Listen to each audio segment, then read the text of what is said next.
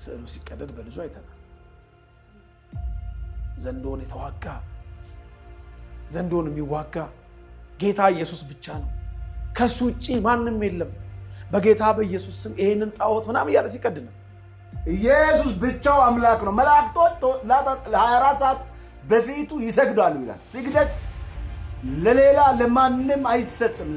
ስግደት የሚገባው የሞተውን ከመውታን መካከል ለተነሳው ለናዝሬቱ ለኢየሱስ ብቻ ነው። ሰበርኩት፣ ጣዖት በኢየሱስ ሰበርኩት። ይሄ መጻሕፍትንና የእግዚአብሔርን ኃይል አለማወቅ መጽሐፍን ሚካኤልና መላእክቱ ዘንዶን ተዋጉት አይልም። በጌታ በኢየሱስ ስም ኢትዮጵያ ውስጥ ሲመለክ የኖረውን ጣዖት አፈርሻለሁ። አሁን ለእግዚአብሔር ጥብቅና የቆሙ ለእግዚአብሔር እንደው በቃ ለአምልኮቱ ቀንተው በየሚዲያው የሐሰት ወንጌል የሚያራክቡ ሁሉ እንግዲህ ይህንን ቃል አላነበቡም። ስግደት በሰማይ በምድር ለኢየሱስ ብቻ ይገባዋል። ቀደድኩት በኢየሱስ። ለመንፈሳዊ አገልግሎት መዋሉ ጣዖት ነው ከተባለ እንግዲህ የመጀመሪያው ጣዖት አሰሪ እግዚአብሔር ነው። አሁን በለቅሶ አንዳንድ ጊዜ ካያችሁ የሟችን ፎቶ ይዘው እንደዚህ አድርገው የሚያለቅሱ ሰዎች አሉ። አሁን እንደዛ ሲያደርግ ሰው ሲታይ ያቸው ወረቀት ይዘው ምናምን ተብሎ ያውቃል። በተደረገብን ልክ አጸፋዊ እርምጃ ለመመለስ ብንነሳ ኖሮ ምናልባት እቺ ሀገር እንደ ሀገር የመቀጠሏና የመኖሯ ነገር እንደው ይኖራል ብዬ ተስፋ የራሳችንን ነገር ለመውደድ ሁሉ ጊዜ የምለው ነገር ነው። የሌሎችን ነገር ሰው ግዴታ አይደለም። 14 ኦርቶዶክሳውያን እኮ ሞተዋል። የዛሬ 6 ወር፣ የዛሬ ዓመት፣ የዛሬ 10 ዓመት አይደለም እኮ የዛሬ 6 ቀን ነው ማውራልሽ። ሞተዋል 14 ኦርቶዶክሳውያን። በእነዚህ ልጆች ምክንያት ወደፊት ሊፈጠር የሚችለውን የእርስ በርስ ግጭት አስቀድሞ በመገመት ኃይል ይሏቸው። እነዚህ ቪዲዮዎች ሲወጡ በ10 ምናምን ሺህ የሚጠጋ ላይክ አላቸው። ዘዳግም ምናምን ስንልኛ ይሄማ ብሉይ ኪዳን ነው ይሉናል። እኔ አምላክ ቀናተኛ አምላክ ነኝ፣ ከኔ በቀር ሌሎችን አምላክ አታምልክ፣ ለተቀረጸ ምስል አትስገድ ምናምን የሚለውስ የተጻፈው የት? አዲስ ኪዳን ላይ። ኦርቶዶክሳዊ ተዋሕዶ ቤተክርስቲያናችን ያልተጻፈ አንብባ አታውቅም። በመንፈሳዊ አፍንጫ ስትሸተት ቤተክርስቲያን መጽሐፍ ቅዱስ ነው። ጠረኗ መዓዛ። እኛ ሀገር እኮ የሃይማኖት ጦርነት አለመነሳቱ ራሱ በጣም ድንቅ ነገር ነው። በብዙ ተፈትነ በብዙ ዛሬም ስዕላትን የሚቀዱ ምእመናንን የሚገድሉ ካህናትን የሚያስገድሉ ቤተ መቅደስን የሚያፈርሱ ቤተ ክርስቲያን የምትፈርስ መስሏቸው ነጋ ጠባ ቤተ ክርስቲያን ላይ ሰይፍ የሚስሉ ጦር የሚሰብቁ ፈንጂ የሚቀብሩ እግዚአብሔር ምስክሬ ነው፣ እነሱ ይፈርሳሉ። ቤተ ክርስቲያን ግን እስከ ዕለተ ምጽአት ትቀጥላለች። ልደተ ክርስቶስን በቅድስት ሀገር ኢየሩሳሌም። በስመ አብ ወወልድ ወመንፈስ ቅዱስ አሐዱ አምላክ አሜን። ታላቅ መንፈሳዊ ጉዞ ወደ ቅድስት ሀገር ኢየሩሳሌም ጌታችን አምላካችን መድኃኒታችን ኢየሱስ ክርስቶስ የተወለደበትን ቤተልሔምን ማየት ከፈለጋችሁ በደረጀ ዘወይንዬ አስጎብኚ ድርጅት ይጓዙ። ከልደቱ እስከ ዕርገቱ የተወለደበት ቤተልሔምን፣ የተጠመቀበት ዮርዳኖስን፣ ያረገበት ደብረ ዘይትን፣ እንደዚሁም ደግሞ ግርማ መለኮቱን የገለጸበትን ደብረ ታቦርን፣ ያደገበትን ናዝሬትንና ሌሎችንም ይመለከታሉ። ስለዚህ አስቀድመው ቦታ እንድትይዙ በፍቅር ተጋብዘዋል። ቅድስት ሀገር ኢየሩሳሌም ለመሄድ ደረጀ ዘወይንዬ አስጎብኚ ድርጅትን ይምረጡ። ደረጀ ዘወይንዬ አስጎብኚ ድርጅት። የክርስቶስ ሰላም ለሀገራችን፣ ቸርነቱ ለሕዝባችን ይሁን። እንደምሰንብታችኋል። ይህ ደረጀ ዘወይንዬ ሚዲያ ነው። በሚዲያችን አገራዊ፣ ታሪካዊ፣ ሃይማኖታዊ፣ ባህላዊ፣ ወቅታዊ ጉዳዮችና ሌሎችም ይቀርባሉ። አብራችሁን በመሆናችሁ ታተርፋላችሁ። ለሌሎች በማካፈል ቤተሰባዊነትን ያጠናክሩ። መልካም ቆይታ ይሁንላችሁ። በስመ አብ ወወልድ ወመንፈስ ቅዱስ አሐዱ አምላክ አሜን። የእግዚአብሔር ልጆች፣ የእመቤታችን የቅድስት ድንግል ማርያም ወዳጆች እንደምን ሰነበታችሁ? እንግዲህ ዛሬ በደረጀ ዘወይንዬ ሚዲያ በተለይ ሰሞኑን በተደጋጋሚ ቅዱሳን ስዕላት ላይ እየተደረገ ባለው ጉዳይ ለመወያየት አስበናል። እግዚአብሔር አምላካችን እስከ ውይይታችን ፍጻሜ ድረስ ከሁላችን ጋር ይሁን፣ አሜን። እሺ፣ በጣም አመሰግናለሁ መምህር። ውድ ቤተሰቦቻችን እንደምን ቆይታችኋል? እንግዲህ በዚህ ቻናላችን የተለያዩ አዳዲስ ጉዳዮችን፣ መነጋገሪያ የሆኑ ጉዳዮችን፣ በተለይ ደግሞ መንፈሳዊ መልስ የሚያስፈልጋቸውን ነገሮች እያነሳን ወደ እናንተ እንደምናደርስ ይታወቃል ማለት ነው። እንግዲህ በትላንትናው ዕለት ከዛ ቀደምም የተለያዩ ከስዕለ አድኅኖ ጋር ተያይዞ የሚነሱ አላስፈላጊ ሀሳቦች አሉ። ሀሳቦች ብቻ አይደለም፣ አሁን አለፍ ብለው እየመጡም እየነኩ ነው የሚገኙት። ታዲያ ለእነዚህ ጥያቄዎች መልስ ያስፈልጋቸዋል በማለት መምህር ሲሳይን ስቱዲዮአችን ጋብዘናቸዋል። በእርግጥ ቤተሰባችን ናቸው፣ እናንተ ጋርም ብዙ ጊዜ ተገናኝተዋል። ከዛ ባለፈም እንግዲህ አንድ መጽሐፍ ነበረ። በሱ መጽሐፍ ዙሪያ ቅዱስ ሲኖዶሱ ያስተላለፈው ውሳኔ ነበረ። ውሳኔው ትክክል ነው ወይ? ለምንስ ታገደ? የሚሉትን እንዲሁም ደግሞ ሌሎች ከዚህ ጋር ተያያዥ የሆኑ ጥያቄዎችን እያነሳን ወደ እናንተ ቆይታ እናደርጋለን። አብራችሁን እንድትቆዩ በአክብሮት እንጋብዛችኋለን። እንደተለመደው ሁሉ እኔ ትዕግስት አስቻለው አብሬያችሁ ቆይታ አደርጋለሁ። ሰብስክራይብ ያላደረጋችሁ ሰብስክራይብ በማድረግ ቤተሰብ መሆናችሁን አትርሱ። ፕሮግራማችን ለሌሎች ሰዎችም እንዲዳረስ ላይክ፣ ሼር በማድረግ ደግሞ የተለመደ ትብብራችሁን እንድታጋሩን ስንል በአክብሮት እንጠይቃችኋለን። ጥያቄዎች ካላችሁ ኮሜንት ላይ አስፍሩልን። ለእነሱ ጥያቄዎቻችሁን መልስ የምንሰጥ ይሆናል። አብራችሁን ቆዩ። መምህር እንኳን ደህና መጡ። እንኳን ደህና ቆየሽኝ። እንግዲህ በዋናነት እርስዎን በጣም እንደምፈልግ እና መተው ሀሳብ እንዲሰጡን ያደረገን አንድ ቪዲዮ አለ። እሱን እናሳየትና እንመለስ። ጥሩ። እሺ፣ አያችሁ፣ እያያችሁ ነው። ይሄን አይታችኋል። ጌዲዮን ሰዎች ሲያመልኩ አባቱ ቤት የነበረውን ጣዖት አፈረሰ ይላል። ጌዲዮን ሲያመልኩ የነበረውን ጣዖት ምን አለ? አፈረሰ። እዩ፣ በጌታ በኢየሱስ ስም ኢትዮጵያ ውስጥ ሲመለክ የኖረውን ጣዖት አፍርሻለሁ። በጌታ በኢየሱስ ስም ስራውን አፍርሻለሁ። በጌታ በኢየሱስ ስም ቀደድኩት። በጌታ በኢየሱስ ስም። ይኸኛው ደግሞ የሆነ አቡኔ ነው፣ አቦው ይባላል። ይኸኛው በጌታ በኢየሱስ ስም ሰዎች ሲሰግዱ የኖሩ እድሜ ልኩን በጌታ በኢየሱስ ስም ከኢትዮጵያ ምድር ላይ ከዓለም ላይ ይፈርሳል፣ ይፈርሳል፣ ይፈርሳል በጌታ በኢየሱስ ስም። ኢየሱስ ብቻው አምላክና ጌታ፣ ኢየሱስ ብቻው ሞትን ድል አድርጎ ተነስቷል። ኢየሱስ ብቻው ያማልዳል። ኢየሱስ ብቻው ያማልዳል። ኢየሱስ ብቻው ያማልዳል። ኢየሱስ ብቻው ያማልዳል። ኢየሱስ ብቻው አዳኝ ነው። ኢየሱስ ብቻው ጌታ፣ ብቻው ይመለካል፣ ብቻው ይመለካል። ኢየሱስ ብቻው ይመለካል። በጌታ በኢየሱስ ኢየሱስ ብቻው ይመለካል። ጣዖት ተሰበረ ዛሬ፣ ጣዖት ተሰበረ። ብቻው ይመለካል ኢየሱስ። ኢየሱስ ብቻው እባብን ይወጋል። ኢየሱስ ብቻው ዘንዶን ይቀጠቅጣል። ኢየሱስ ብቻውን ዲያብሎስን ይቀጣ። ኢየሱስ ብቻው ይመለካል። ሚካኤል አይመለክም፣ ገብርኤል አይመለክም። ስግደት በሰማይ በምድር ለኢየሱስ ብቻ ይገባዋል። ቀደድኩት በኢየሱስ፣ ቀደድኩት በኢየሱስ፣ ሰበርኩት በኢየሱስ፣ ይሰበር በኢየሱስ፣ በጌታ በኢየሱስ፣ በጌታ በኢየሱስ።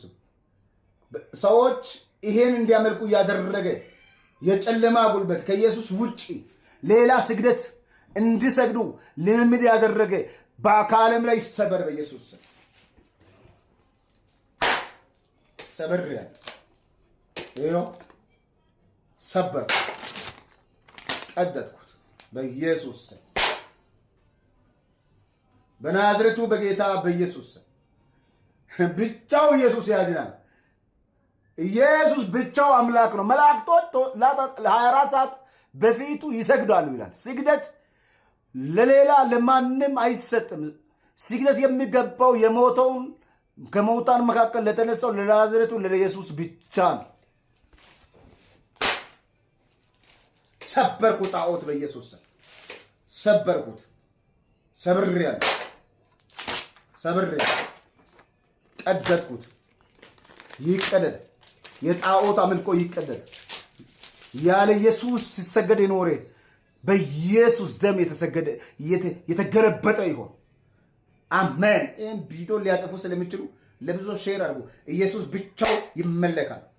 እንግዲህ ይህ ቪዲዮ ብቻ አይደለም፣ የቅርብ ጊዜ ታሪካችን ነው። አንዲት ቤተልሔም የተባለች ግለሰብ የቅድስት ድንግል ማርያምን ስዕል ስትቀድ፣ ስትጥል፣ አላስፈላጊ ነገሮችን ስታደርግ ታይቶ ነበረ። በሰፊው ሕዝብ ዘንድ መነጋገሪያ ሆኖ ነበረ። ውግዘትም ገጥሟት ነበረ። ታዲያ እንግዲህ ሸሽታ ነበር። በአካባቢ የነበሩ ሰዎች፣ ወጣቶች ሁሉ በጣም ስሜታዊ ከመሆናቸው የተነሳ በጣም እየፈለጓት ነበር ማለት ነው። መጨረሻ ላይ እንግዲህ ከእሷ ጋር ተያይዞም እንግዲህ ቤቷ ድረስ ሄደው የፈለጓት ሰዎችም ታስረው ነበር። ብሩክን ማስታወስ ይቻላል። ከዛ በኋላ ነው እንደውም ነገሩ ትንሽ ግራ አጋቢ ሆኖ ነበር። ብሩክ ከታሰረ በኋላ ነው እሷ ለህግ የቀረበችው። ከዛ በኋላ ዝም ተባለ። የተወሰነ ቀን አረፍን። ከዛ ደግሞ ይህ ምስል ወጣ። በመጀመሪያ ደረጃ ከቅድስት ቤተክርስቲያን አንጻር ስዕለ አድህኖ እኛ ኦርቶዶክሳውያን የምንቀበለው ለምንድን ነው? እንደው ምክንያቱ ቢነገረን። ከዛ ባለፈ ደግሞ እነዚህ ሰዎች ምን አይነት መልስ ያስፈልጋቸዋል ከሚለውን ጀምር መምህር። እሺ፣ አመሰግናለሁ ለጥያቄሽ። ያው ነገርን ከስሩ ውሃንም ከጥሩ እንደሚሉት አባቶቻችን መጀመሪያ ስለ ቅዱሳን ስዕላትና ስለ ጣዖታት በቤተክርስቲያናችንና በመጽሐፍ ቅዱስ አስተምህሮ ልዩነቱን ያው እና የሚለያያቸውን አንድ እንዳልሆኑ ትንሽ እናውራ። በመጀመሪያ ደረጃ በተለይ ልጁ ጣዖት እንደሆነ እየገለጠ ነው። እነዚህ ጣዖታት እያለ ማለት ነው። እና ስዕላት በቤተክርስቲያናችን ለመንፈሳዊ አገልግሎት የሚውሉበት የመጀመሪያውም ዋናውም ዓላማ ከጽሁፋዊ መግለጫ በበለጠ እና በተሻለ መልኩ ለአእምሯችን ስዕላውያን መግለጫዎች የተመቹ ናቸው። የበለጠ ደግሞ መልእክት ገላጭ ናቸው። መልእክት አስተላላፊ ናቸው። የስዕላት አገላለጽ ማለት ነው። ለምሳሌ ያህል ሲቀዳቸው ከነበሩት ስዕላት መካከል አንዱ የቅዱስ ገብርኤል 3 ደቂቅን ከእሳት ሲያድናቸው የሚያሳየውን ስዕል ነው እና ይሄ ስዕል መጽሐፍ ቅዱሱ ላይ በጽሁፋዊ መግለጫ ተጽፎ እናገኘዋለን። ይህን ጽሁፋዊ መግለጫ ወደ ስዕላዊ መግለጫ ለአእምሮ በሚመች መልኩ አባቶቻችን ያው እንዲሳል አድርገው ተስለው ቤተክርስቲያናችን ትጠቀምበታለች። ይሄ ታሪክ እንግዲህ ብዙዎቻችን እንደምናውቀው በትንቢተ ዳንኤል ምዕራፍ 3 ቁጥር 1 ጀምሮ ታሪኩ ተጽፎ እናገኛለን። ያው ቁመቱ 60 ክንድ ወርዱም 6 ክንድ የሆነ የወርቅ ምስል አሰርቶ በባቢሎን አውራጃ ሰው ሁሉ ለዛ ምስል እንዲሰግድ፣ እነዚህ 3ቱ ሕፃናት ግን አናንያ፣ አዛርያ፣ ሚሳኤል ወይም ሲድራቅ፣ ሚሳቅ፣ አብደናጎ አንሰግድም በማለታቸው ወደ እቶኑ እሳት እንዲጣሉ ንጉሱ እንዳዘዘ፣ የምናመልከው አምላክ ከሚነደው እቶኑ እሳት ሊያድነን ይችላል ብለው በእምነት ድፍረት ወደዛ እቶኑ እሳት እንደገቡ የሚናገር የመጽሐፍ ቅዱስ ክፍል ነው። ይህንን የመጽሐፍ ቅዱስ ጽሁፋዊ መግለጫ የበለጠ ለአእምሯችን ገላጭ እንዲሆን በስዕላዊ መግለጫ ተሰራ። ምንም ከጣዖት አምልኮት ጋር የሚያገናኘው ነገር የለም። ይሄ ጽሁፋዊ መግለጫ ወደ ስዕላዊ መግለጫ ተቀይሮ ለመንፈሳዊ አገልግሎት መዋሉ ጣዖት ነው ከተባለ እንግዲህ የመጀመሪያው ጣዖት አሰሪ እግዚአብሔር ነው ማለት ነው። ክብር ይግባውና ለምን ካልሽኝ መጀመሪያ እንዲህ አይነት ነገር እንዲሰራ ያደረገው እግዚአብሔር። ማስረጃ ልንገርሽ። በኦሪት ዘጸአት ምዕራፍ 25 ላይ እግዚአብሔር አምላካችን እያንዳንዱን መንፈሳዊ ስርዓት ለልጆቹ ለሊቀ ነቢያት ለሙሴ እንዲህ አድርገህ ስራ እያለ አዞታል። አነባዋለሁ። ኦሪት ዘጸአት ምዕራፍ 25 ቁጥር 18 ጀምሮ እናነበዋለን። 2 ኪሩቤል ከተቀጠቀጠ ወርቅ ስራ ይላል። 2 ኪሩቤል ከተቀጠቀጠ ምን ስራ? ወርቅ ስራ። እንግዲህ ኪሩቤል መላእክት ናቸው። በስርየት መክደኛውም ላይ በሁለት ወገን ታደርጋለህ። ከስርየት መክደኛውም ጋር አንዱን ኪሩብ በአንድ ወገን ሁለተኛውንም ኪሩብ በሌላ ወገን አድርገህ በአንድ ላይ ትሰራዋለህ ካለ በኋላ እግዚአብሔር ኪሩቤልም ክንፎቻቸውን ወደ ላይ ይዘረጋሉ አለ። ምኖቻቸውን ያልኩሽ? ክንፎቻቸውን ወደ ላይ ትዘረጋለህ። አሁን ክንፎቻቸውን ወደ ላይ ዘርግተው ኪሩቤል እንዲሳሉ እንዲቀረጹ ያደረገው እግዚአብሔር ነው። የኪሩቤሉም ፊቶቻቸው ወደ ስርየት መክደኛው ይመለከታሉ። ፊት ይላል፣ ክንፍ ይላል። እንግዲህ አይምሮ ጤነኛ የሆነ ሰው እንዲህ አይነት ነገር ስዕልም ቅርጽም እንዲሳል መጀመሪያ ያደረገው እግዚአብሔር ነው። ለምን ከተባለ የሰው ልጅ አይምሮ በሚያየው ነገር እጅግ ይሳባል። በሚያየው ነገር ነው የሚሳብ። ለምሳሌ ጽሁፋዊ መግለጫ ለአይምሯችን በደንብ ከሚገልጡትና ከሚያብራሩት ነገር ወይም ጉዳይ በላይ ስዕላውያን መግለጫዎች ወይም ስዕላውያን መገለጫዎች አእምሯችን በደንብ ሁኔታውን መልእክቱን እንዲረዳ እንዲቀበል የማድረግ ኃይል አላቸው። ይህ ምንም ጥያቄ የለው። ለዚህ እኮ ነው አሁን ለምሳሌ በዓለም ላይ በጣም በብዙ ሚሊዮን ዶላር የተሸጠ መጽሐፍ እኔ ሰምቼ አላውቅም።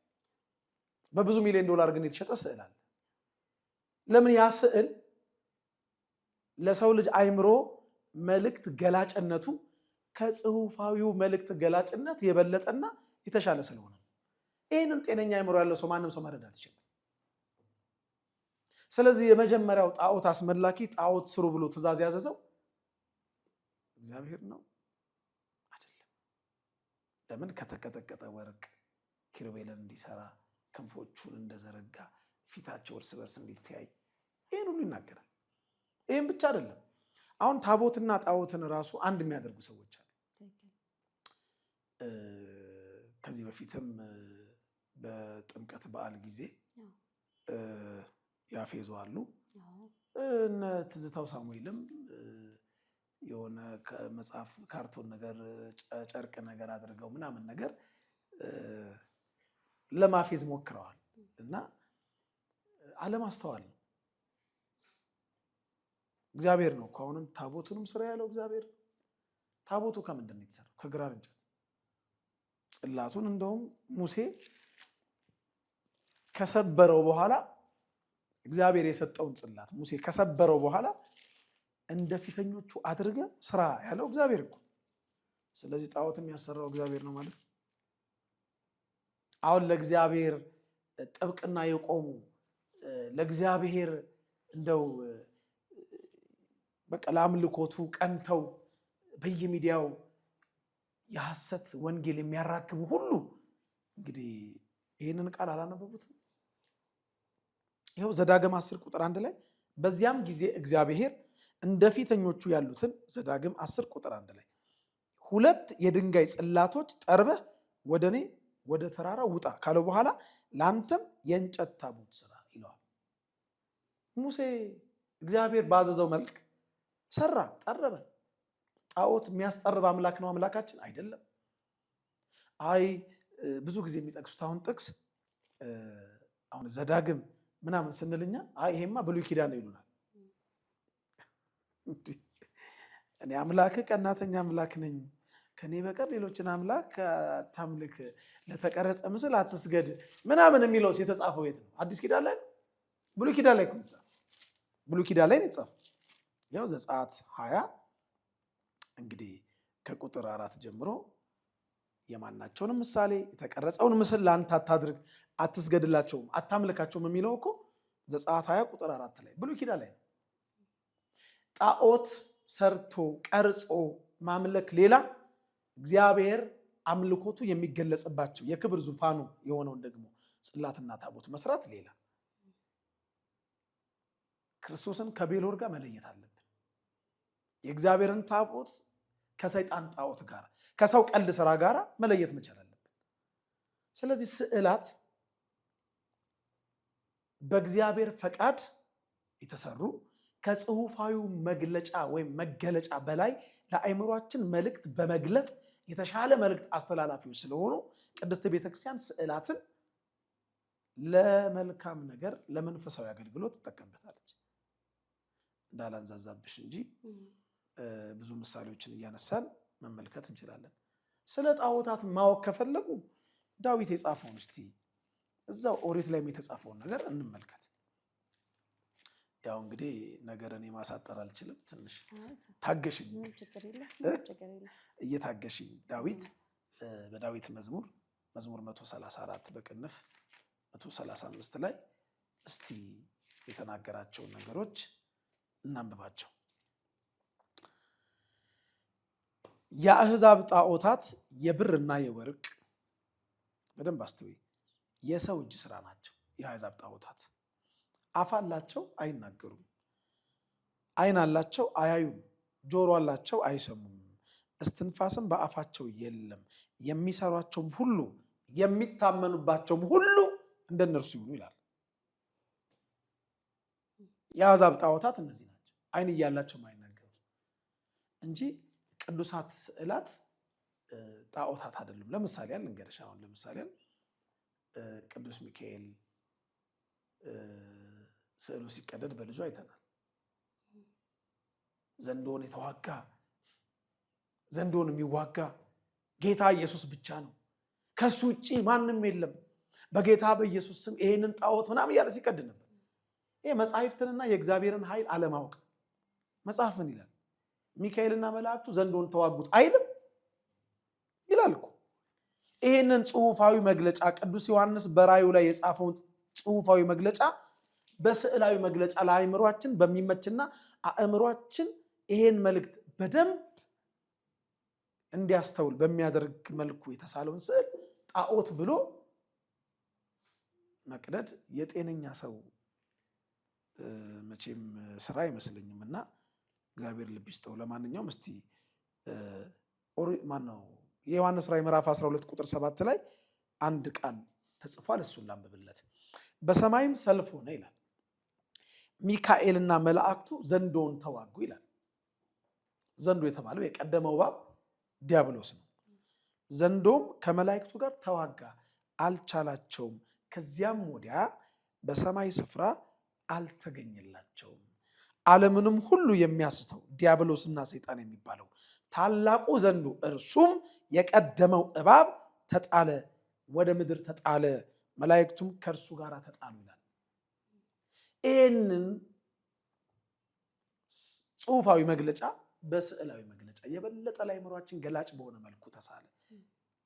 ሌላው እንደው ጥበቡን ማድነቅ ነበረብን እኮ። ከዚህ አንጻር ስትመለከት አባቶች ይህንን ነገር ቀድመው ተረድተው በዚህ መልኩ ለምሳሌ ሰው በባህሪው እንዳልከው በምስል የተደገፈ ነገር ይስበዋል የበለጠ። እሱም ብቻ አይደለም፣ እንደኛ ደግሞ ማህበረሰባችንንም በደንብ የተረዱት ይመስለኛል። እኔ ምናልባት እንደውም ወደፊቱን ሁላ በደንብ ያዩትም ይመስለኛል። ከዚህ አንጻር ስዕለ አድኖችን በአግባቡ ስሎ ቅርብ እንድንሆን ከማንበባችን በላይ በምናያቸው ነገሮች ታሪኮች እንዲገቡን የሄድበትን ርቀት እንደው ማድነቅ ነበረብን። አዎ የጤነኛ አእምሮ ያለው ሰው ልክ ነሽ፣ ማድነቅ ነበረበት። አሁን አለማስተዋል ነው። አሁን ስዕላቱን የምናመልክ የሚመስለው ሰው አለ። ትንቢተ ዕንባቆም ምዕራፍ 2 ቁጥር 20 ላይ እግዚአብሔር ግን በተቀደሰ መቅደሱ አለ ይላል። እግዚአብሔር ግን በተቀደሰ ምን ውስጥ አለ? መቅደሱ አለ። የምንሰግደው ለድንጋዩ አይደለም። ለማን? በተቀደሰ መቅደሱ ስላለው ለሰማይና ለምድር አምላክ ለእግዚአብሔር። አሁንም ለስዕላቱ ስንሰግድ ስዕሉን አይደለም የምናመልከው። ስዕሉ የባለ ስዕሉ ወኪል ሊሆን ይችላል። ውክልናው ለባለ ስዕሉ የቅዱስ ሚካኤል ስዕሉ ራሱ ሚካኤል ነው እያልን አይደለም። ስዕሉ ራሱ ኢየሱስ ክርስቶስ ነው እያልን አይደለም። በስዕሉ ግን ለአእምሯችን የሚተላለፍ መልእክት አለ። በቤተ መቅደሱ ግን ለአእምሯችን የሚተላለፍ መልእክት አለ። ጉልላቱ ላይ ያለውን መስቀል አይተን ከርቀት ለእግዚአብሔር ቤት ለቤተ መቅደሱ ሰላም ለኪ እያልን እያማተበን የምንሰግደው መጽሐፋዊ። ዳዊት እኮ የሚያመልከው እግዚአብሔር ነው፣ ግን ወደ ቅድስና መቅደስ ሰግዳለሁ ይላል። ለምሳሌ ልንገርሽ፣ አሁን ስዕላትን ስማልናል ወይ እነዚህ ኦርቶዶክሳውያን በቃ ወረቀት ያመልካሉ ይለናል። እኛ ጉዳያችን ከወረቀቱ ጋር አይደለም፣ ከሚተላለፍልን መልእክት ጋር፣ ከስዕሉ ባለቤት ስዕሉ ለተወከለው ቅዱስ ነው ክብር እየሰጠን ያለን። ለምሳሌ ቤታችን ግድግዳ ላይ የእናታችን የአባታችን የቤተሰቦቻችን ፎቶ ይኖራል። ያን ፎቶ ከግድግዳ ላይ አንስተን ወይ በህይወት የሉም ወይ አገር ውስጥ የሉም ፎቶውን እንስማለን። ያን ፎቶ መሳማችን ያስነቅፈናል? ነቅፈውን ያውቃሉ? አሁን ፎቶ ስንስም አሁን በለቅሶ አንዳንድ ጊዜ ካያችሁ የሟችን ፎቶ ይዘው እንደዚህ አድርገው የሚያለቅሱ ሰዎች አሉ። አሁን እንደዛ ሲያደርግ ሰው ሲታይ ያቸው ወረቀት ይዘው አሁን ምናምን ተብሎ ያውቃል? አያውቅም። በስዕሉ የሚተላለፍ መልእክት አለ። እኛ ከወረቀቱ ጋር አይደለም ጉዳያችን፣ ከባለ ፎቶግራፉ ሰውዬ ጋር። ለምሳሌ እናቴን ከኢትዮጵያ ውጭ ናት ልበልሽ፣ ወይ አባቴ ወደ ውጭ ሀገር ሄዷል ለረጅም ዓመት።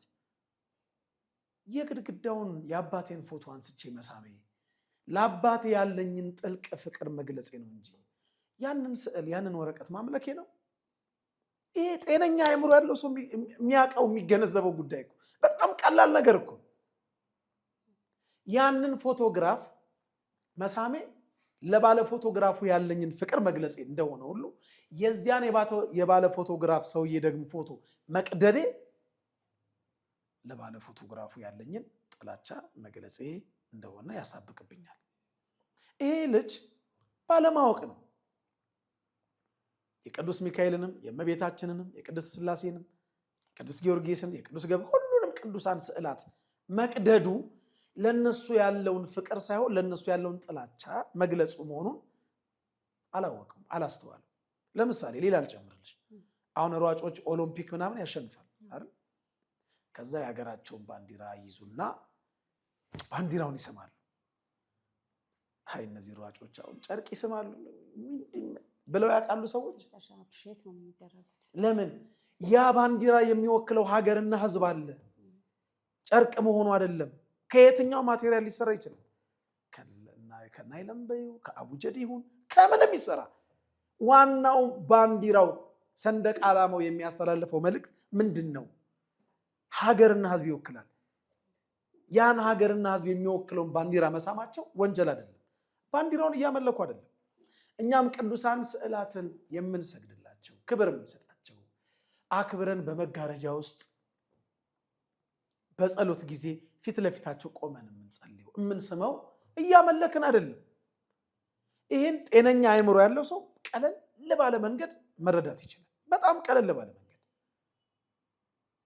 ስለዚህ ቤተክርስቲያንንም የምንስመው ለአምላካችን ያለንን ቋንቋ የማይገልጸውን ፍቅር ለመግለጽ እንጂ ጥላቻ ለመግለጽ አይደለም። ለምሳሌ ኦሪት ዘጸአት ምዕራፍ 30 ቁጥር 25 ላይ በነገራችን ላይ በዚሁ እኛ ቤተክርስቲያን ልጆችም አስተውላችሁ እንድትሰሙኝ የምፈልገው ቤተክርስቲያን አጥርና ቀጥሩን በርና መስኮቱን ግድግዳውን የምንስመው ሞኞች ስለሆንን አይደለም፣ ለመቀደስ ነው።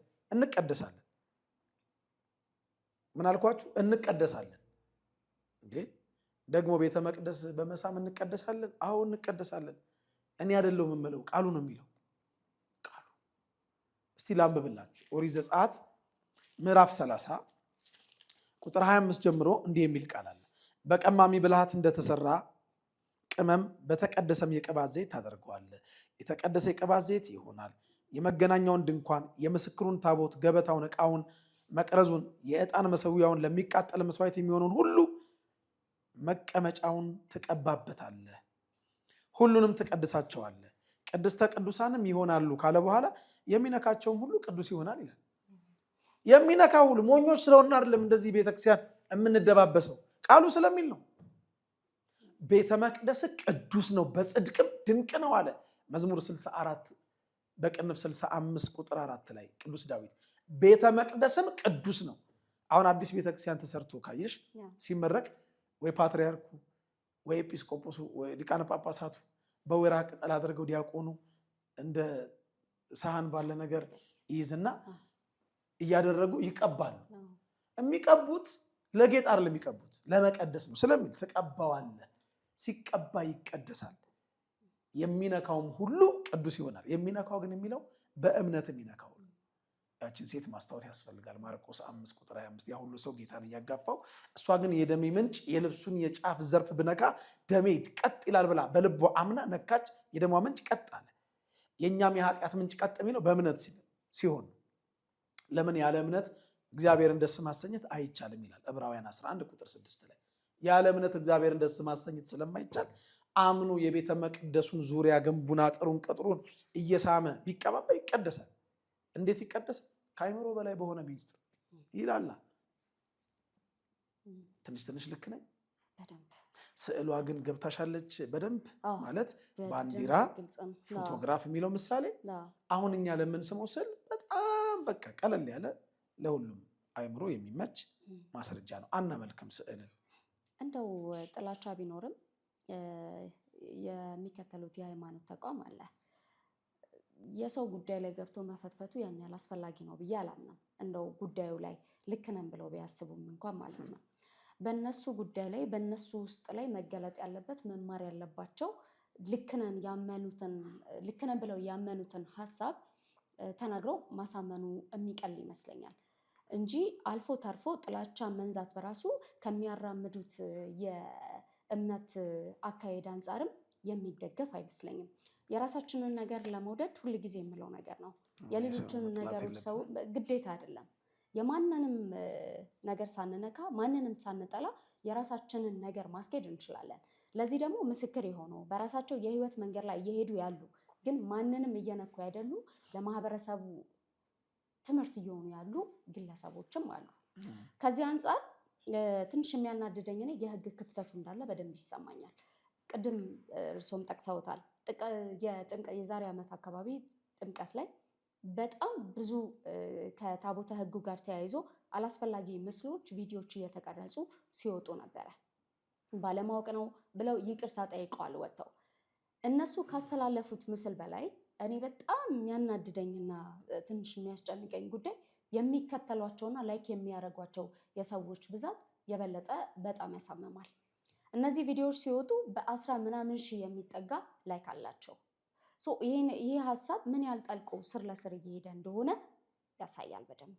ከዚህ አንጻር ጉዳዩ በቀጥታ የሚመለከተው ሁሉንም ሰው ነው። እንደ አንድ ኦርቶዶክሳዊ እንደ አንድ ምዕመን ሁላችንም ቤተክርስቲያናችንን የመጠበቅ ዘብ የመቆም ኃላፊነት አለብን።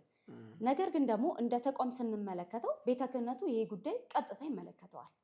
ከቤተ ክህነቱም ደግሞ የህግ ክፍሉ አለ። እነዚህን ጉዳዮች ስር ለስር እየሄዱ መከታተል፣ ህጉን እራሱ ይከታተላሉ። ለምሳሌ ባለፈው የታሰረች ግለሰብ አለች። ቤተልሔምን ማንሳት ይቻላል። ብሩክ በዋስ ሲፈታ እሷ ለህግ ቀርባ ነበር። ምን ላይ ነው የተደረሰው? ምን ተብሏል? ከዛ በኋላ ምን አይነት ክሶች ቀረቡባት? ክሱ ህጉ በምን አግባብ ታየ? እየወጡ በደንብ እነዚህን ጉዳዮች ለምዕመኑ የማስተላለፍ ግዴታ እንዳለባቸው ይሰማኛል። ምናልባት ህጉ ከዚህ አንጻር የሚያየው የራሱ የሆነ እይታ ካለው እሱም ቢያስረዱን ደስ ይለኛል። ጉዳዩን የ2 ወር የሆነ ቀን ብቻ አጀንዳ አድርጎ ዝም ከተባለ ነገም እንደነዚህ አይነት ጋጠወጥ የሆኑ ሰዎች ከመምጣት እንደማያልፉ ነው የሚሰማኝ። ይሄ ደግሞ አግባብ አይደለም። ምናልባት ከዚህ አንጻር የመጽሐፍ ቅዱስ ጋር ግራህን ሲሰጥ ቀኝህን ስጥ ወይም ቀኝህን ስትመታ ግራህን ስጥ የሚለው አስተምህሯችን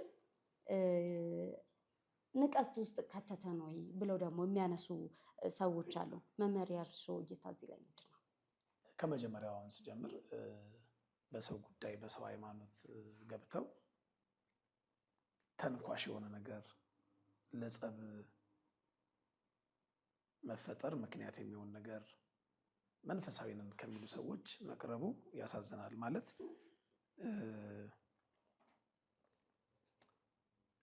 እግዚአብሔር የሰላም አምላክ ነው፣ የሁከት አምላክ አይደለም። በእውነት እግዚአብሔርን ከሚያመልኩ እውነተኞች ክርስቲያኖች እንዲህ አይነት ነገር አይፈጠርም ሲጀመር። ለምን ይሄን ነገር ሲያደርጉ በዚህ ነገር በዚህ ስዕላት በዚህ ቅዱሳን ስዕላት መንፈሳዊ አገልግሎት የሚገለገሉ ተቋማት ቅር እንደሚሰኙ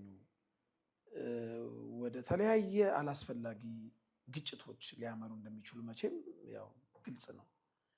እግዚአብሔር የቤተክርስቲያን አምላክ ልጆቹን እየጠበቀ እንጂ እኛ ሀገር እኮ የሃይማኖት ጦርነት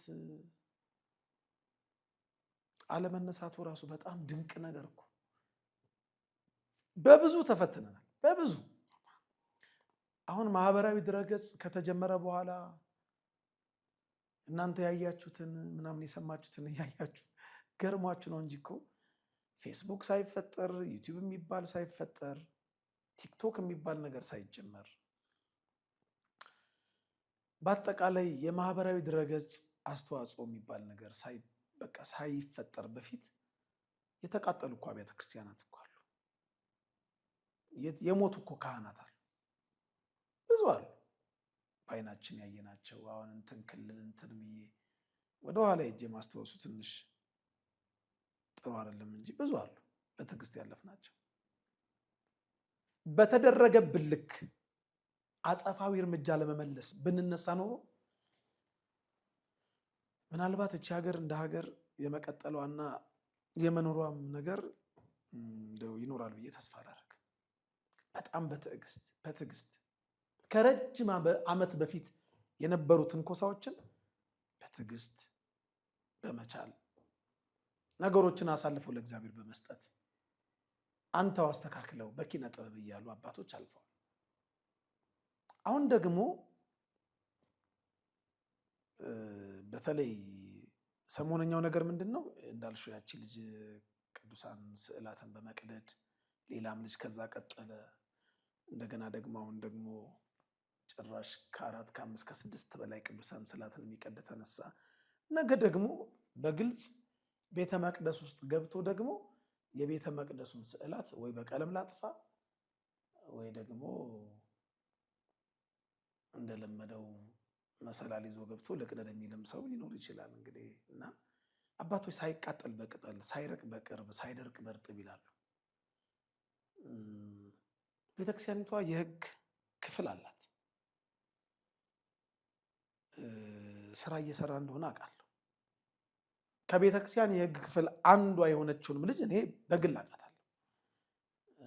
ስም መጥቀሱ ጥሩ አይደለም፣ ግን ብዙ አሉ እና ቢያንስ እንደው የኦርቶዶክስ ተዋሕዶ ቤተክርስቲያን የሕግ አካላት ብቻ ሳይሆኑ ልጆቹ እንከተለዋለን የሚሉት እንኳን የቤተ እምነት የሕግ አካላት እነዚህን ልጆች ለሀገር ሰላም ሲባል በእነዚህ ልጆች ምክንያት ወደፊት ሊፈጠር የሚችለውን የእርስ በርስ ግጭት አስቀድሞ በመገመት ኃይል ይሏቸው ይገባል። የራሳቸውም ሰዎች ቢሆኑ ማለት የሌላ እምነት ተቋማትም የሕግ አካላት እንዲሁም ከምንም በላይ የመንግስት የሕግ አካላት ራሱ እነዚህን ሰዎች ተዉ ማለት አለባቸው፣ መቀጣት አለባቸው። ይሄ የግለሰብ ኃጢአት እኮ አይደለም። ሁላችንም በደለኞች፣ ሁላችንም ኃጢአተኞች፣ የግለሰብ ኃጢአት አይደለም። ይሄ ልጅ በግሉ እንደፈለገ መሆን ይችላል፣ የፈለገው ማድረግ ይችላል። ተቋም የሃይማኖት ተቋም ብዙ ሚሊዮን ተከታይ ያለውን የሃይማኖት ተቋም መንፈሳዊ አገልግሎት የምትገለገልባቸውን ቅዱሳን ስዕላት እያነሳ ሲቀድ ግን የቤተክርስቲያን የሕግ አካል የራሳቸውም የእምነታቸው ተቋማት የሕግ አካላት እንደዚሁም የሀገሪቱ የሕግ አካላት ሶስቱም ዝም ማለት የለባቸው። ይሄ ከሕግ አንጻር ብቻ አይደለም፣ ከህሊናም አንጻር እኮ ህሊና ያለው ሰው የሚፈርደው ፍርድ ነው። ጸባጫሪነት፣ ተንኳሽነት ምንድን ነው ዓላማው? ዓላማው ምንድን ነው? ግልጽ ነው ዓላማው እና ቸል ባይሉት። እኔ እንደውም አንዳንድ ጊዜ ጉዳያቸው ከሃይማኖት ጋር ብቻ አይመስለኝም። ምክንያቱም ባለፈው እንደተናገርነው የተነሱት ሀሳቦች ምን ያህል ስሜታዊ አድርገውት እንደነበረ ይታወቃል። ቅዱስ ቤተክርስቲያን በዚህ ሰዓት አብዛኞቻችን ስሜታዊ እንሆናለን ብዙ ነገሮች ስለተደራረቡ ከብዙ ነገሮች አንጻር በአባቶችም በብዙ ምክንያቶች በብዙ ሀዘኖች የተዋጥንበት ጊዜ ስለሆነ ስሜታዊ እንሆናለን። እኔ መንግስት እንደውም ይሄንን ነገር በትኩረት ቢያዩ በጣም ደስ ይለኛል። ምክንያቱም ጉዳያቸው የሃይማኖት ጉዳይ አይመስለኝም። አሁን ይህንን እንደ ምክንያት ተጠቅመው የሆነ ሊፈጥሩ የፈለጉት አጀንዳ ያለ ይመስለኛል። ሰው ስሜታዊ የሆነ እንደሆነ ይታወቃል። በዚህ ክፍተት ውስጥ ተጠቅመው ሀገሪቷን ወደ አላስፈላጊ መስመር ለመክተት አጀንዳ ያላቸው ሰዎች ነው የሚመስሉኝ። ስለዚህ በደንብ ምርመራ ቢደረግባቸው ከሃይማኖት ብቻ አንጻር አይደለም፣ እንደ ሀገር ትልቅ ዋጋ ሊያስከፍሉን የሚችሉ ግለሰቦች ናቸው። እኛ እንግዲህ በዚህ ልክ ከተረዳ ነው ሙያዊ አቅም ያላቸው ደግሞ ጉዳዩን በደንብ መርምረው አንድ አንድምታ ላይ ይደርሳሉ የሚል እምነት ነው ያለኝ። ምናልባት ከዚህ አንጻርም ጉዳዩ እንዴት ያዩታል? አይ ልክ እኮ ነው። ይሄ ግልጽ ያለ ግልጽ እኮ ነው ማለት የሩዋንዳው የዘር ፍጅት እኮ የተወሰነ ደቂቃ የሬዲዮ ፕሮግራም በተላለፈው መልእክት ሚሊዮኖች ከመኖር ወደ አለመኖር አልፈዋል። አካለ ስንኩላን ሆነዋል። ይቺ ሀገር እኮ በእውነት እግዚአብሔር እንዴት እንደሚጠብቃት እኛ እኮ የሆነ እኮ የደቂቃዎች መልእክታት አይደለም እኮ በጣም በተታዩ ይኸው ጥቅምት 13 አሁን ከ5 ቀን በፊት በኖኖ አርሲ አካባቢ 14 ኦርቶዶክሳውያን እኮ ሞተዋል።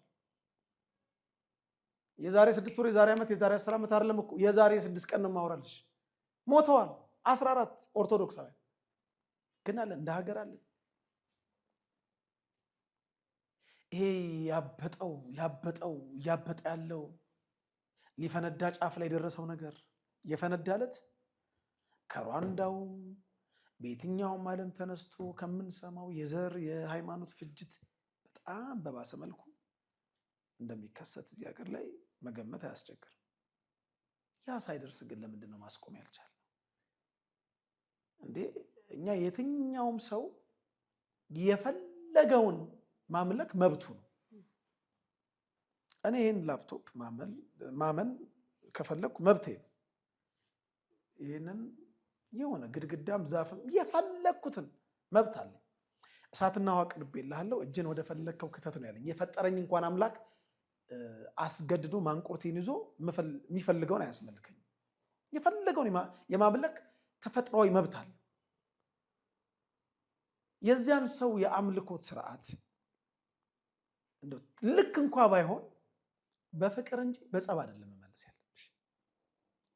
በማስረጃና በመረጃ አስደግፈሽ ነው። አይ መስሎ እኮ ነው እንጂ ልክ አይደለም። አምላክህ እግዚአብሔር ነው። ሊመለክ የሚገባው እግዚአብሔር ብቻ ነው። እኛም የምናመልከው እግዚአብሔርን ብቻ ነው። በእግዚአብሔር ዙፋን ላይ ቤተክርስቲያን ማንንም አታስቀምጥም። አስቀምጣም አታውቅም። ልታስቀምጥም አትችልም። ግን እነዚህ ጸብ የሚያነሳሱ ማህበራዊ ድረገጽ ላይ እንደፈለጉ ተቋም የሚነኩ ግለሰቦች አሁንም እንደው በወፍራሙ አስምሬ ነው የምነግርሽ፣ የራሳቸው የሃይማኖት ተቋማት የህግ ክፍል፣ የኦርቶዶክሳዊ ተዋሕዶ የቤተክርስቲያኒቷ የህግ ክፍል እንዲሁም የመንግስት የህግ አስከባሪ ተቋማት እርምጃ መውሰድ አለባቸው። ለምን ሊፈጠር የሚችለው ነገር ትንሽ ከበድ ስለሚል ማለት ነው። ሌላው ግራህን ለመታ ቀኝ የሚለው ነገር ብለሻል ቅድም ሳረሰው። ግራህን ለሚመታ ቀኝን ስጥ የሚለው የመጽሐፍ ቅዱስ ክፍላችን በሃይማኖት ወይም በእምነታችን ጉዳይ አይደለም። ለሃይማኖታችንማ እንጋደላለን እኮ።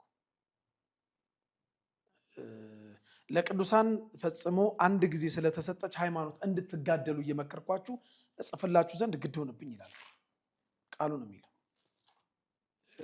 ይህን ስል ጦር ሰብቀን ሰይፍ ስለን መቼም እንግደል አይደለም የምለው፣ ግን መጋደል አለብን።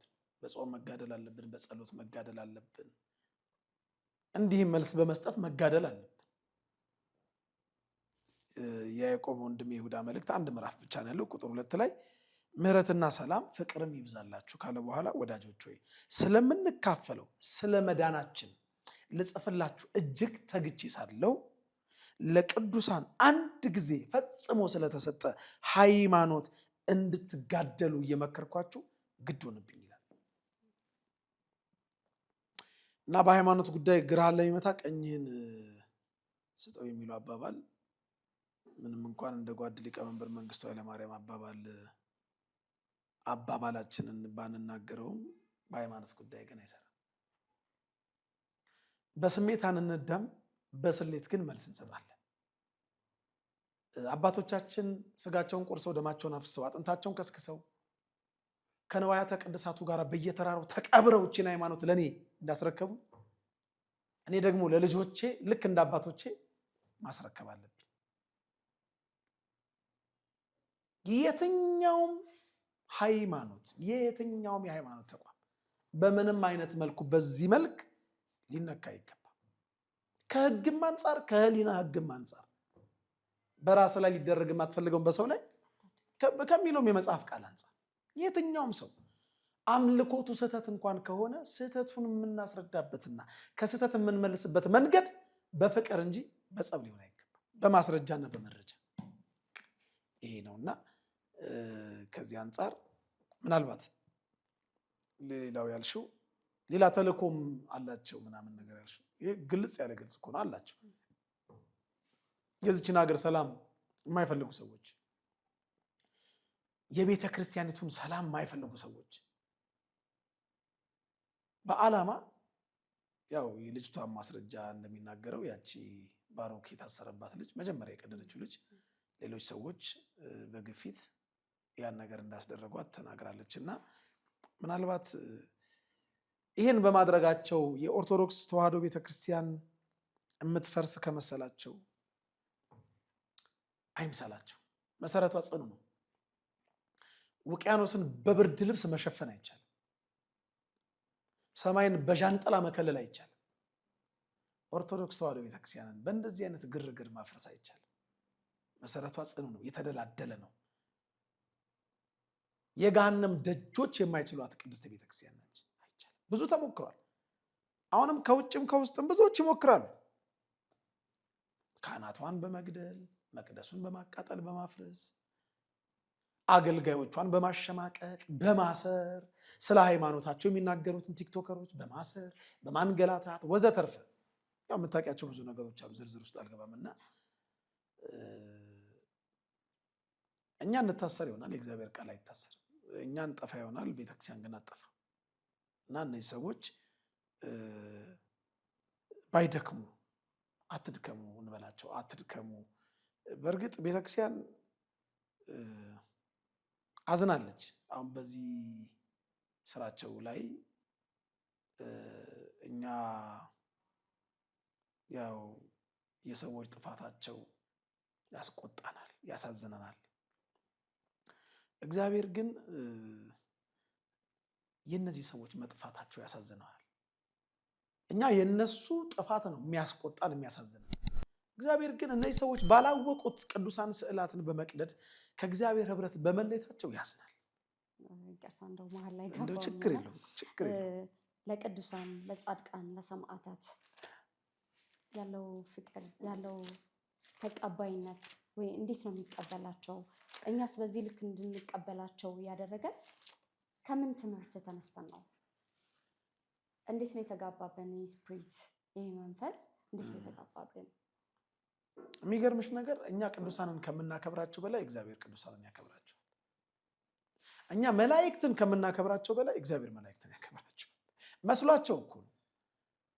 አሁን እኛ መጻሕፍትን ባለማወቅ ለቅዱሳኑ የሰጠነው ክብር ከመጽሐፍ ቅዱስ ውጭ የሚመስላቸው ሰዎች እግዚአብሔር ለቅዱሳኑ የሰጣቸውን ክብር ቢያውቁ ኖሮ እኛ እኮ ለቅዱስ ሚካኤል ወይ ለቅዱስ ገብርኤል ጧፍ ወይም ሻማ ነው አይደል የምናበራው? ለክብሩ መግለጫ ብለን ጧፍ ነው የምናበራው። እግዚአብሔር ምድርን የሚያበራ ብርሃን እኮ ነው የሰጠው። የማን ይበልጣል? እግዚአብሔር ለመልአኩ የሰጠው ክብር ወይስ እኛ ለመልአኩ የሰጠነው ክብር?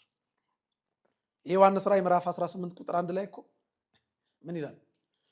ከሰማይም እስቲ ላንብበው። ከዚህ በኋላ ታላቅ ስልጣን ያለው ሌላ መልአክ ከሰማይ ሲወርድ አየሁ አለ። ከክብሩም የተነሳ ምድር በራች ይላል። ከክብሩ የተነሳ ምን በራች? በማርያም ጮክ በይ። ምድር በራች። ምድርን የሚያበራ ክብር የሰጠው እግዚአብሔር ነው። እኛ እኮ ሻማን ያበራለት ለክብሩ መግለጫ። ከክብሩ የተነሳ ምድርን የሚያበራ ክብር እግዚአብሔር ሰጥቶታል። እኛ ለቅዱሳን ለጻድቃን ለሰማዕታት ስዕል ስለን አከበርናቸው። እግዚአብሔር እኮ በ12ቱ ነገደ እስራኤል ላይ ሊፈርዱ ዙፋን ላይ ተቀምጠው እንዲፈርዱ እኮ ስልጣን ሰጥቷል። እንዴ ማቴዎስ 19 ላይ አያነቡትም እንዴ እነዚህ ሰዎች? በጣም የሚገርም ነገር እኮ ነው የሚናገረው። ጴጥሮስ ምን አለው? እኛ ሁሉን ትተን ተከተልን፣ ጌታ ሆይ እንኪያስ ምን እናገኝ ይሆናል? ደሞዛችን ምንድን ነው? ጌታ ኢየሱስም እንዲህ አላቸው፣ እውነት እላችኋለሁ እናንተስ የተከተላችሁ በዳግመኛ የሰው ልጅ ልደት በክብሩ ዙፋን በሚቀመጥበት ጊዜ እናንተ ደግሞ በ12ቱ የእስራኤል ነገድ ልትፈርዱ በ12 ዙፋን ትቀመጣላችሁ። በዙፋን መቀመጥ የእግዚአብሔር ነው። በዙፋን ተቀምጦ መፍረድ የእግዚአብሔር ነው። ይሄንን ሁሉ ሰጥቷቸዋል። እግዚአብሔር እኛ ቅዱሳንን ካከበርነው ክብር በላይ እሱ አክብሯቸዋል። እግዚአብሔር ያከበረውን ደግሞ ማንም ማዋረድ አይችልም። እግዚአብሔር ከፍ ያደረገውን ማንም ዝቅ ማድረግ አይችልም። የመጨረሻ ሀሳባችን የሚሆነው ሰሞኑ እንግዲህ በቅዱስ ሲኖዶስ የተላለፈ አንድ ውሳኔ ነበረ። አዲስ የሚወጣ መጽሐፍ ነበረ፣ ገድለ ዮሐንስ የተሰኘ መጽሐፍ ነበር እና ለምን ተከለከለ? እንደው መከልከሉስ ምክንያታዊ ነው ወይ? በምክንያት ነው ወይ የከለከሉት? ምክንያቱም ሁለት ጎራ ተከፍሎ ነበር እና ከዚህ አንጻር ወደፊትም ተመሳሳይ ስህተቶች እንዳንሳሳት ከማድረግ አንጻር ትክክል ነው? እንዴት አይተውታል ይህን ጉዳይ? እሺ ትክክል ነው፣ በአጭሩ ትክክል ነው። ከዚህ በፊት እኔ ዩቲዩብ ላይ ሰርቻለሁ ወደ 5-6 የመጽሐፍ ቅዱሶች ህትመቶች ይዤ ሰርቻለሁ። ምናልባት ተመልካቾች መምህር ሲሳይ አዳነ የሚለው ዩቲዩብ ውስጥ ገብተው ማየት ይችላሉና አይደለም የቅዱሳኑ ገድላት ወይም አዋልድ መጻሕፍት የምንላቸው ይቅርና መጽሐፍ ቅዱሱ እንዴት እንደተበራረዘ እና የተበራረዙትን ደግሞ የቤተክርስቲያን ያልሆኑ ግን የቤተክርስቲያን የሚመስሉ መጻሕፍትን የሊቃውንት ጉባኤ አርሞ እንዲያስተካክል መወገዝ ያለባቸውን እንዲያወግዝ ዛሬ አይደለም እኮ ቅዱስ ሲኖዶስ መልእክቱን ያስተላለፈ ይመስለኛል። ከ5-6 ዓመት በፊትም በጥቅምቱ የቅዱስ ሲኖዶስ ምልዓተ ጉባኤ ስብሰባ ወይ የግንቦቱ ላይ ወይ ጥምቀቱ ላይ የጥቅምቱ ላይ ብቻ መተላለፉን አስታውሳለሁ፣ ረጅም ጊዜ ስለሆነ። እኔ እንደውም በዚሁ በነካካጃቸው በአቡነ ጳውሎስ ዘመን የተጻፈ ለቤተክርስቲያን ተብሎ አንድ መጽሐፍ ቅዱስ አለ የኦርቶዶክስ ተዋሕዶ የሚመስል፣ እሱንም ቢያወግዙልን ደስ ይለኛል። ቤተ ክርስቲያናችን ውስጥ የተሰገሰጉ የበሉበትን ወጨት ሰባሪዎች፣ የጎረሱበትን ጣት ነካሾች፣ የታጠቡበትን እጅ ረጋጮች፣ የውስጥ አርበኞች ከፕሮቴስታንት ቀለል ባለ አማርኛ ከሚለው መጽሐፍ ቅዱስ ሙሉን ኮፒ አድርገው ነው ያተሙት። ሙሉን በማስረጃ መምህር ሲሳይ አዳነ ብለው ይግቡና ብዙዎች ያዩታል፣ ማየት ይችላል። በማስረጃ እያንዳንዱን እየገለጽኩ ያስተማርኩበታል። ከዚህም ደረጀ ዘወይንዬ ላይም የተናገርኩ ይመስለኛል ስለተበራረዙ መጻሕፍትና ቅዱስ ሲኖዶስ ያደረገው ነገር እውነት ነው። ማንም እየተነሳ የማሳተሚያ ገንዘብ ስላለው ማንም ይችን ቤተክርስቲያን ለማስነቀፍ ልክ አፄ ሱስንዮስ ዘመነ መንግስት ላይ እንደተደረገው አሹልከው መጻሕፍት ያስገቡና ይኸው የእናንተ እኮ ቤተክርስቲያን መጻሕፍት ይኸው እንዲህ ይላል። የእኛ ህዝብ ደግሞ የዋህ የተጻፈ ነገር ሁሉ እውነት ይመስላል። ይኸው እንዲህ ይላል የተባለውን ያይና ከሃይማኖት የሚወጣ ሰው አለ። ብዙ መጻሕፍት ሾልከው ገብተዋል። ብዙ መጻሕፍት ግልጽ ነው እነማን እንደሚያስገቡት፣ እጀ ረጃጅሞቹ እነማን እንደሆኑ እናውቃቸዋል። ግን አትፈርስም። የውዲት ጉዲት የለችም። ኦርቶዶክሳዊት ተዋሕዶ ቤተክርስቲያን ግን አለች። አፄ ሱስንዮስም ብሔራዊ ሃይማኖት ካቶሊክ ይሁን ብሎ ያወጀ አዋጅ እሱም የለም፣ አዋጁም የለም። ቤተክርስቲያን ግን አለች። 15 ዓመት ሙሉ አብያተ ክርስቲያናት ሲያቃጥል የነበረው መሐመድ ግራኝ የለም። ቤተክርስቲያን ግን አለች። ዛሬም ስዕላትን የሚቀዱ ምዕመናንን የሚገድሉ ካህናትን የሚያስገድሉ ቤተ መቅደስን የሚያፈርሱ ቤተ ክርስቲያን የምትፈርስ መስሏቸው ነጋ ጠባ ቤተ ክርስቲያን ላይ ሰይፍ የሚስሉ ጦር የሚሰብቁ ፈንጂ የሚቀብሩ እግዚአብሔር ምስክሬ ነው፣ እነሱ ይፈርሳሉ። ቤተክርስቲያን ግን እስከ ዕለተ ምጽአት ትቀጥላለች። መሰረቷ ጽኑ ነው፣ የጸና ነው፣ የተደላደለ መሰረት ነው ያላት። ጌታችን ኢየሱስ ክርስቶስ ይባላል። ይወቁት። አይፈርስም፣ እሱ ደግሞ አይፈርስም። ሌላ ጥያቄ አለ ካለ ዝግጁ ነኝ። በጣም ነው የማመሰግነው። እኔም በግሌ አእምሮ ውስጥ የሚመላለሱ ጥያቄዎች ጭምር ተመልሰውልኛል። እግዚአብሔር ያክብርልኝ። አሜን። በጣም ነው የማመሰግነው። እንደው በመጨረሻ ማስተላለፍ የሚፈልጉት መልእክት ካለ ይሄ ሀሳብ ቢነሳ ጥሩ ነው የሚሉት ነገር ካለ እድሉን ልስጦት። እንግዲህ መልእክት የማስተላልፈው እንዲህ አይነት ስራ የሚሰሩ ሰዎች ለምን እግዚአብሔር አይፈርድባቸውም? እውነት ቅዱሳን ስዕላትን ሲቀዱ እውነት እግዚአብሔር ቢኖር ኖሮ ወይም ደግሞ ትክክል ቅዱሳን ስዕላትን እግዚአብሔር እንዲሳሉ የደገፈ ቢሆን ኖሮ እነዚህ ክፉ ሰዎች ይህን ያህል ሲዳፈሩ ለምን አይቀጡም የሚል አይምሯቸው ላይ ጥያቄ የሚፈጥርባቸው ሰዎች ሁለት ጥቅስ ልስጣቸው። አንደኛው አመፀኛው ወደፊት ያምፅ፣ እርኩስም ወደፊት ይርከስ፣ ጻድቁም ወደፊት ይጽደቅ፣ ቅዱስም ወደፊት ይቀደስ። እነሆ እኔ በቶሎ እመጣለሁ፣ ለእያንዳንዱም እንደ ስራው መጠን እከፍል ዘንድ ዋጋዬ ከኔ ጋር አለ። አልፋና ኦሜጋ ፊተኛውና ኋለኛው መጀመሪያውና መጨረሻው እኔ ነኝ ስለሚል ቁርጥ ፍርድ ስላለ ምንም ያርጉ እግዚአብሔር አይቶ እንዳላየ ዝም ይላል፣ ሰምቶ እንዳልሰማ ዝም ይላል። ቁርጥ ፍርድ አለ። ከተመለሱ ይመለሳል። ምንም ሰርተው ምንም አጥፍተው ቢመለሱ ይመለሳል። አሁን የኮምፒውተር ጽሑፍ እየጻፍሽ የሚጽፉ ሰዎች ሲሳሳቱ አንዱ ብለው እንደገና ያስተካክላሉ። ይህን የህይወትንም ጥፋት አንዱ ብለው በንስሐ ማስተካከል ይችላሉ። ከተመለሱ ሊመለስ እግዚአብሔር ጊዜ ይሰጣል። ካልተመለሱ ግን ቁርጥ ፍርድ አለ። ከገቡ መውጣት የሌለበት እሳቱ ማይጠፋ ጨለማው ማይገፋ ትሎቹ ማይሞቱበት ዘላለማዊ ድቅድቅ ገሃነም አለ። ሁለተኛው መጽሐፈ መክብብ፣ ይሄ ራእይ 22 ቁጥር 12 ላይ ነው የተጻፈው፣ ማንበብ ይችላሉ። የዮሐንስ ራእይ ምዕራፍ 22 ቁጥር 12። ሁለተኛው መጽሐፈ መክብብ ምዕራፍ 8 ቁጥር 11 ላይ እግዚአብሔር በክፉ ሰዎች ኃጢአት ፈጥኖ ፍርድ አይፈርድምና ስለዚህ በሰው ልጆች ልቦና ኃጢአትን ለመጨመር ልባቸው ጠነከረ ይላል። ፈጥኖ አይፈርድም፣ እንደሰው እንዳየ አይፈርድም፣ አይኑ እንዳየ አይፈርድም፣ ጆሮ እንደሰማ አይፈርድም። እንደዛማ ቢሆን እኛም እዚህ ቁጭ ብለን ቃሉን አንነጋገር። ስንት ጉድ አለብን፣ ያየብንን እሱ ያላሳየብን፣ የሰማብንን ያላሰማብን። እግዚአብሔር በንስሐ እንድንመለስ የንስሐ ዕድሜ ይሰጠናል። በክፉ ስራችን ላይ ፈጥኖ ፍርድ ስለማይፈርድ አንዳንዶቻችን ግን እንዳለመኖር ቆጠርንበት፣ የሌላ አስመሰል ነው።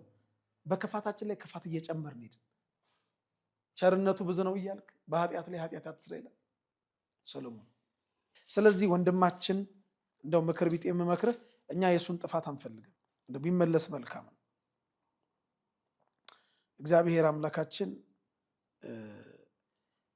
ቸር አምላክ ነው እና ማንንም እንዲጠፋበት ማንም እንዲወድቅበት አይፈልግም። ማንም የማንንም መጥፋት አይፈልግም። ስለዚህ ብንመለስ እግዚአብሔር ይመለሳል አይመለስም? ይመለሳል። ስለሚመለስ በክፉ ስራችን አንቀጥል።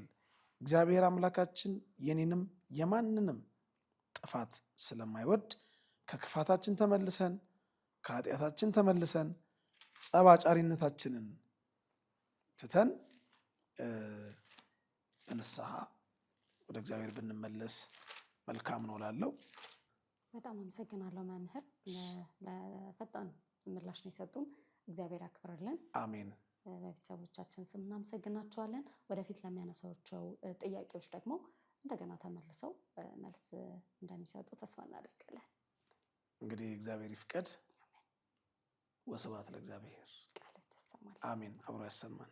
ውድ ቤተሰቦቻችን በዛሬው ከቅዱሳን ስዕላት ጋር ተያይዞ ሲነሱ የነበሩ ቅሬታዎች እንደዚሁም ደግሞ አላግባብ ሲተላለፉ የነበሩ ምስሎችን እንዲሁም ደግሞ ቅዱስ ሲኖዶሱ ያወገዘውን መጽሐፍ አስመልክቶ ሌሎችም ሀሳቦችን አንስተን በዚህ መልኩ ቆይታ አድርገን ወደ እናንተ አድርሰናል። ስለተከታተላችሁ እጅግ አድርገን እናመሰግናችኋለን። ቀጣይስ ምን እናዘጋጅላችሁ? ምን ሀሳብ አላችሁ? ምን ጥያቄ አላችሁ? የምትጠይቁንን ሁሉ ለመመለስ እኛ ዝግጁዎች ነን። የሚሰማችሁን ሀሳብ ኮሜንት ላይ ልታሰፍሩልን ትችላላችሁ። ቀጣይ በሌላ ሀሳብ በሌላ ፕሮግራም የምንገናኝ ይሆናል። አብሬያችሁ ትዕግስት አስቻለው ቆይታ አድርጌያለሁ። ልደተ ክርስቶስን በቅድስት አገር ኢየሩሳሌም። በስመ አብ ወወልድ ወመንፈስ ቅዱስ አሐዱ አምላክ አሜን። ታላቅ መንፈሳዊ ጉዞ ወደ ቅድስት አገር ኢየሩሳሌም ጌታችን አምላካችን መድኃኒታችን ኢየሱስ ክርስቶስ የተወለደበትን ቤተልሔምን ማየት ከፈለጋችሁ በደረጀ ዘወይንዬ አስጎብኚ ድርጅት ይጓዙ። ከልደቱ እስከ ዕርገቱ የተወለደበት ቤተልሔምን፣ የተጠመቀበት ዮርዳኖስን፣ ያረገበት ደብረ ዘይትን፣ እንደዚሁም ደግሞ ግርማ መለኮቱን የገለጸበትን ደብረ ታቦርን፣ ያደገበትን ናዝሬትንና ሌሎችንም ይመለከታሉ። ስለዚህ አስቀድመው ቦታ እንድትይዙ በፍቅር ተጋብዘዋል። ቅድስት አገር ኢየሩሳሌም ለመሄድ ደረጀ ዘወይንዬ አስጎብኚ ድርጅትን ይምረጡ። ደረጀ ዘወይንዬ አስጎብኚ ድርጅት። እኛ በትላንትናና በነገ መካከል ያለን ዛሬ ነን። ዛሬ ላይ ሆነን ነገን በበጎ ነገር እንገንባ። ነገ አዲስ ቀን ነው። ቀኑም ደግሞ ደስ ይላል። ደረጀ ዘወይንዬ ሚዲያ ኢትዮጵያዊ ማንነት